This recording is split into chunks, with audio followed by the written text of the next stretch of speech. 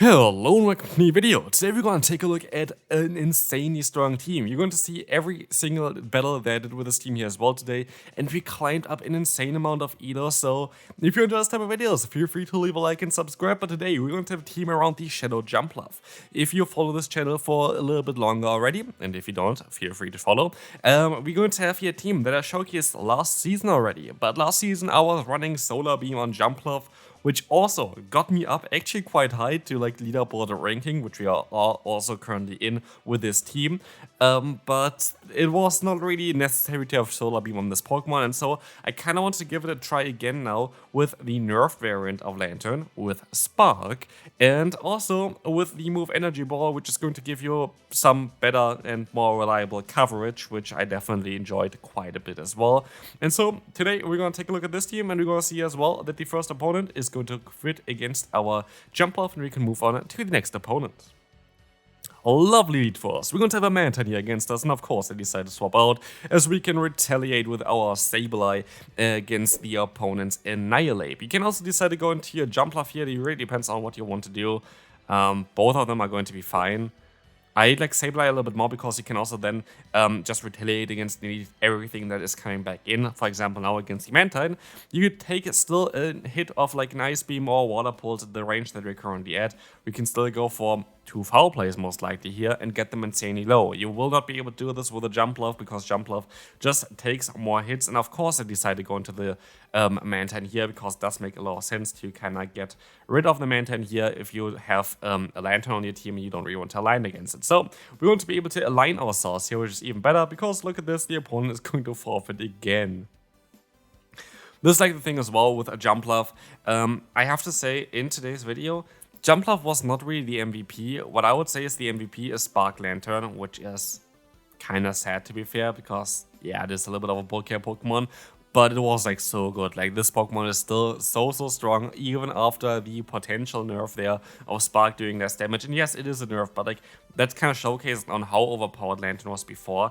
And I feel like the nerf of Lantern kind of made a lot of teams very weak to it, which is really good for us, and we definitely like to take advantage of this. Here, by the way, I could have also went for the return, which might have been a little bit smarter on my side, but I didn't, and so I can still decide to use a shield here if I want to. I decide to actually do this because now I can still go for a foul play, and mostly I get either the knockout here or get the shield from the opponent. I get the knockout, which I'm okay with because Stone Edge actually is going to be a little bit annoying against our Jumpluff in the back, and so we're going to be able to let the move go through here. Rock Slide it is. We can go maybe back into the Lantern, or do we go into the Jumpluff? We decide to go into the Jumpluff here.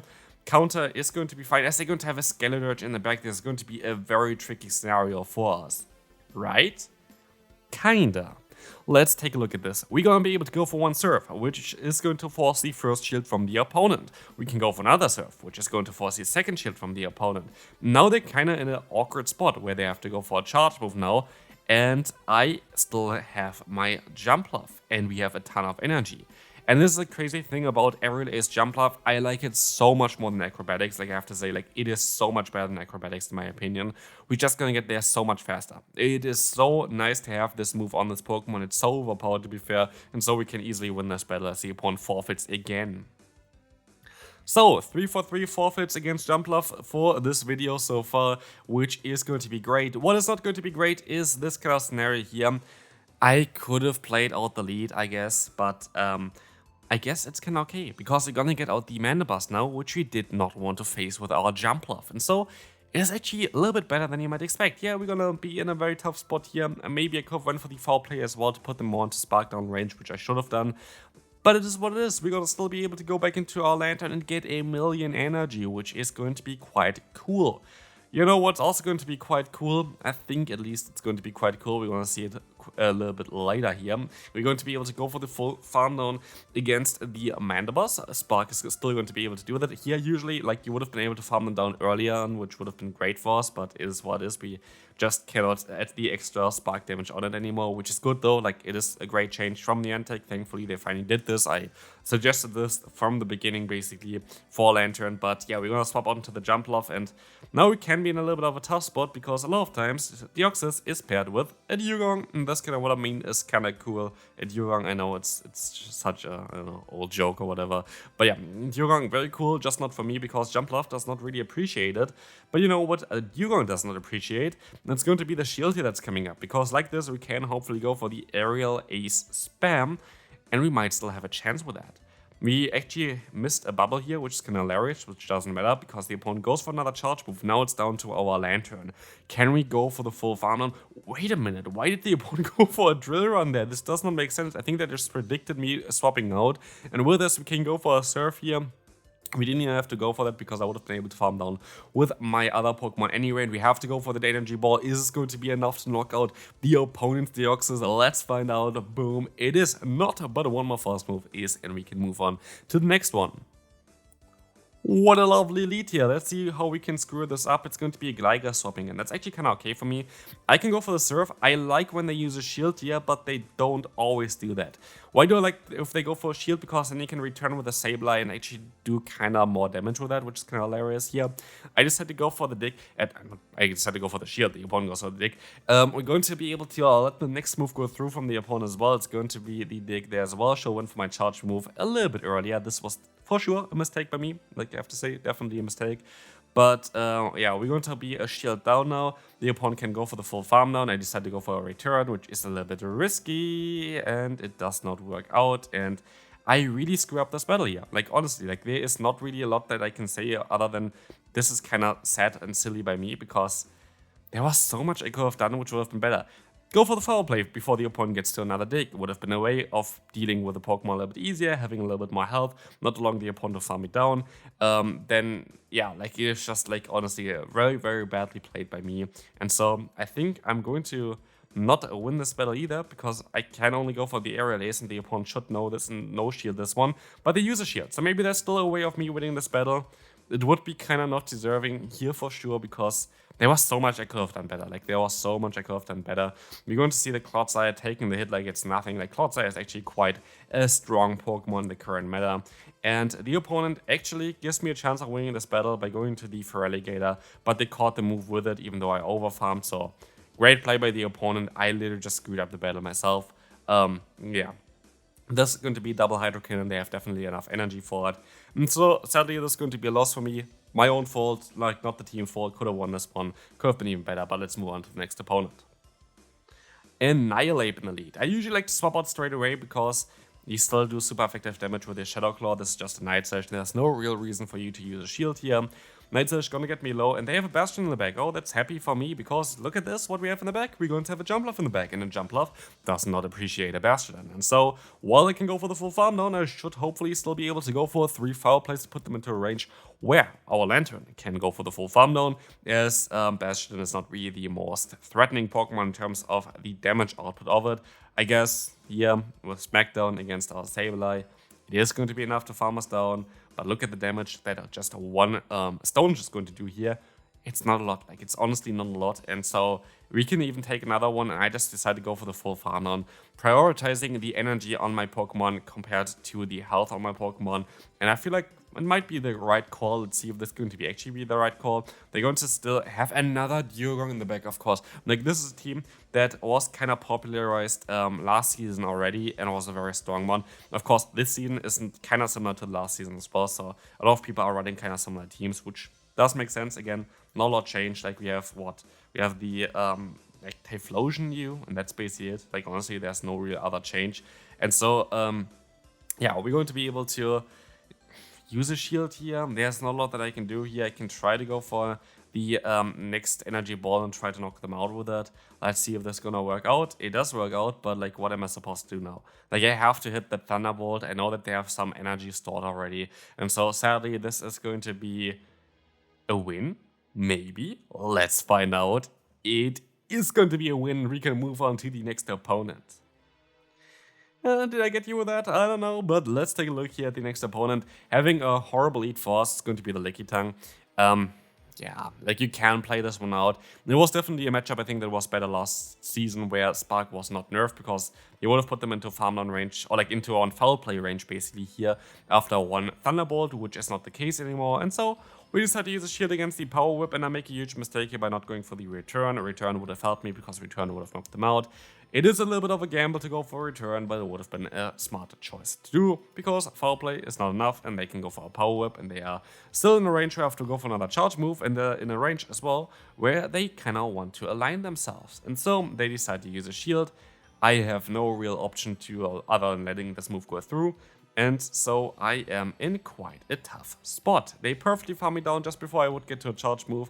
I can go for the full final with my Lantern, but they have a Cresselia in the back, and honestly, my only hope is to catch a move here, which does not work out. They have a Feraligatr, but yeah, while we are a grass and flying type Pokemon, the opponent is a water type Pokemon. I should have went for the bait here. Like, there was no real reason for me to not go for the bait, I feel like. But yeah, sadly they can now outspeed me. They can go for another Hydrokin on the same turn as I get to the Energy Ball. This is going to do quite a lot of damage because we are both Shadow. And so I should be in the range where one Future Sight or Moonblast is going to be enough to knock me out. You know what's kind of hilarious though for this battle? This is going to be a Cresselia going for a Moonblast here, and you might think, okay, now Grassland is going to be the one that's going to knock me out. And I missed a bubble there as well. Again, like, the game is quite laggy today as well, so I kind of, maybe it's not always on me. But as you can see here, they decide to go for Moonblast. Apparently they are running Future Sight and Moonblast or something. Also, fun fact, I think if I went for a Surf instead of Thunderbolt in the beginning, I would have been able to win this battle, because I would have been able to go for 3 Surfs here in time. So again, misplayed by me. I could have won this battle, and this kind of showcased on how strong this team actually is.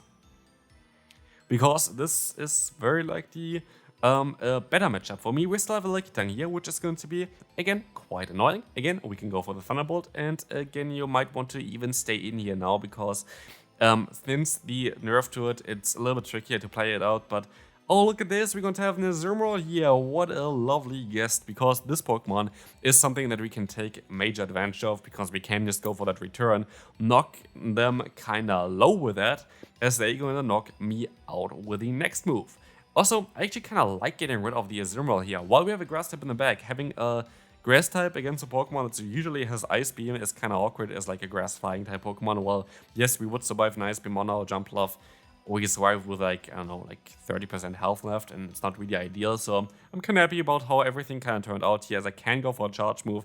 I kind of, like, I think they have enough energy to go for a charge move here as well, but they didn't. And so I swap out. I was trying to catch a Power Whip. Didn't work out. Fine for me.